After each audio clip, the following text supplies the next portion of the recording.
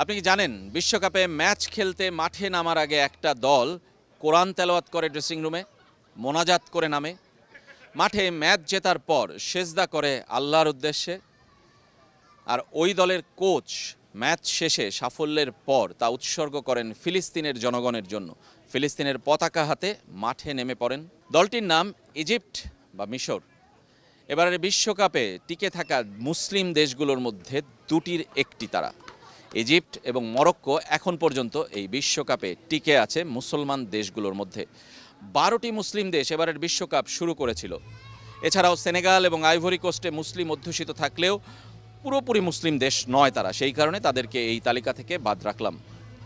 এবার বলতে চাই মিশরের কথা, যারা আর্জেন্টিনার বিপক্ষে রাউন্ড অফ 16-এর ম্যাচ খেলবে আটলান্টাতে। সেই মিশর মুসলিম দেশ এবং ইসলামকে তারা ধারণ করে, ইসলামের চর্চা করে। তার প্রমাণ প্রত্যেক ম্যাচের আগে ড্রেসিং রুমে দলগতভাবে তারা কোরআন তেলাওয়াত করে এবং আল্লাহর উদ্দেশ্যে মোনাজাত করে, প্রার্থনা করে ভালো ফলের জন্য। মাঠের পারফরমেন্সে তার প্রভাব পড়ে কি পড়ে না সেটা আমরা জানি না, কিন্তু তারা এখন পর্যন্ত বিশ্বকাপে টিকে আছে এবং বিশ্বকাপের প্রত্যেকটি ম্যাচ জেতার পর ইন্ডিভিজুয়াল প্লেয়াররা তো বটেই, সবাই দলগতভাবে সেজদা করে আল্লাহর উদ্দেশ্যে এবং তাদের সেই প্রার্থনা আল্লাহর প্রতি, ইসলামের প্রতি। এবং সেই দলের কোচ হোসাম হাসান, তিনি ম্যাচ জেতার পর ফিলিস্তিনের পতাকা হাতে মাঠে নামেন, ফিলিস্তিনের মানুষকে উৎসর্গ করেন তার সাফল্য।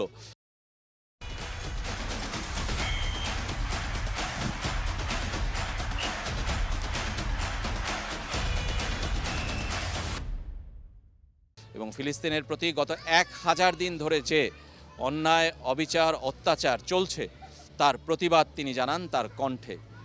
এবং দর্শকরাও কিন্তু মিশরের তারা এই কাজটাই করেন।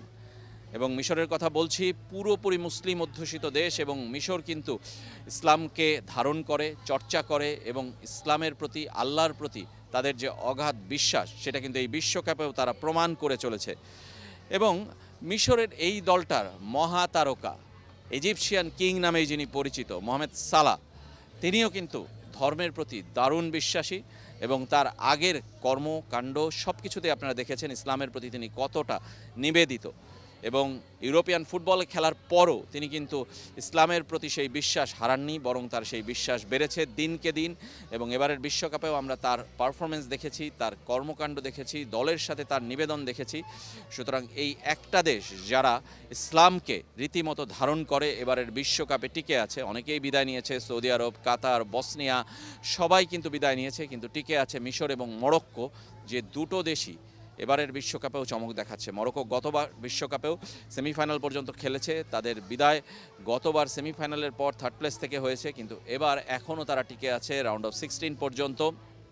এবং ইসলামের কথা বলছিলাম যে আসলে ইসলাম অনেকেই ধারণ করে কিংবা ইসলামী মুসলিম হিসেবে তারা নিজেরা পরিচয় দেয়, কিন্তু মিশরের মতো এরকম ইসলাম প্রীতি কিংবা ইসলামের রীতি মেনে চলা দেশ কিন্তু খুব কমই আছে। সেই মিশর মুখোমুখি হবে আর্জেন্টিনার। 3 বারের বিশ্ব চ্যাম্পিয়ন আর্জেন্টিনা, লিওনেল মেসির আর্জেন্টিনা, তাদের বিপক্ষে মিশর নামছে। মুসলিম দেশ, তারা কি করবে মাঠের পারফরমেন্সে হয়তো বা এই ইসলাম কিংবা মুসলিম কিংবা মুসলমানদের এই রীতিনীতি খুব একটা প্রভাব ফেলে না, মাঠের পারফরমেন্সই শেষ কথা। কিন্তু মিশর মন জয় করেছে বাংলাদেশেরও অসংখ্য মুসলমানদের, মুসলিমদের এবং পুরো বিশ্বের মুসলিমদের।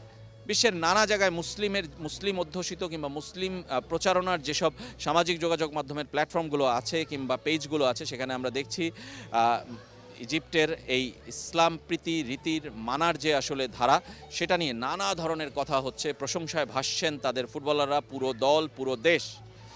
আর্জেন্টিনার বিপক্ষে তারা কি করবেন সেই প্রশ্নের উত্তর আপাতত না মিললেও শুধু এটুকু বলতে পারি, ইজিপ্ট, মোহাম্মদ সালাহ, হোসাম হাসান সবাই কিন্তু বাংলাদেশের অনেকেরও মন জয় করে নিয়েছেন।